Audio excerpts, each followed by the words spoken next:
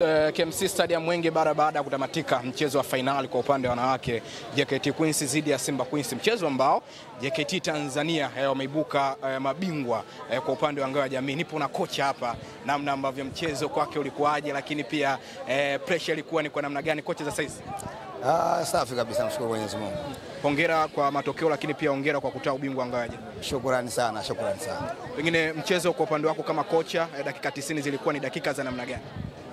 Kwanza niseme tu kwamba mchezo ulikuwa mzuri kwa sababu tumekutana timu nzuri. Simba ni timu nzuri na sisi tuko vizuri vile vile. Kwa hiyo tulitegemea mpinzani mkubwa, na kama mlivyoona kwamba mchezo ulikuwa wavuta ni kuvute, lakini hatimaye sisi tumeibuka kwa washindi.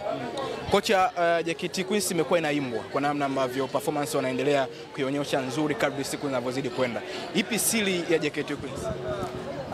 Siri ya JKT Queens kwanza kabisa ni ushirikiano ambao uliokuwepo kati yetu sisi technical bench pamoja na viongozi wa timu, lakini vile vile ushirikiano uliokuwepo kati yetu sisi na wachezaji kwenye kucheza.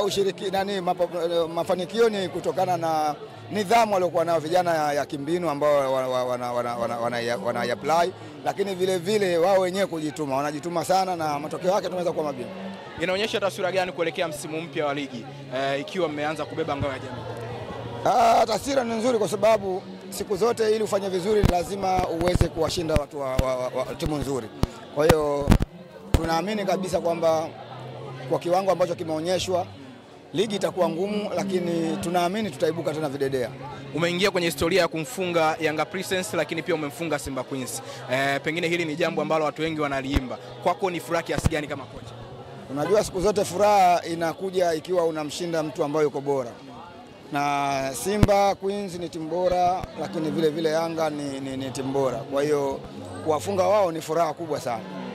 Kocha, Stumailo hii ameonyesha kiwango kikubwa sana, lakini tuzo man of the match haijaenda kwake. Na nimetoka kufanya naye interview muda si mrefu. Stumailo ameonyesha performance nzuri sana leo hii. Tuambie, ni mchezaji ambaye akiwa kwenye mazoezi lakini pia unakaa naye kwa muda mrefu, ni mchezaji wa aina gani? Kwanza nikwambie tu Stumailo bado hayuko katika hali yake nzuri ya kiafya, ana mgonjwa pale alipo. Kwa hiyo tunamtumia kwa sababu ndio mtu ambaye tunamtegemea kutupa matokeo wakati wowote. Kwa hiyo niseme tu kwamba kukosa kuwa MVP wa mchezo isiwe shida kwake, ajipange kwa sababu nafasi anayo na uwezo anao wa kuja kuwa tena MVP katika mechi nyingine. Kulikuwa na hii kasumba ya wachezaji kupimwa jinsia. Vipi kama kocha, kwa upande wa wachezaji wako ilikukuta hivi? Mimi niseme tu kwamba kama taratibu ama kanuni zinataka watu wapimwe, basi wapimwe, kwa sababu hakuna sababu ya kurukaruka. La kama haipo hiyo kanuni, basi wasipimwe.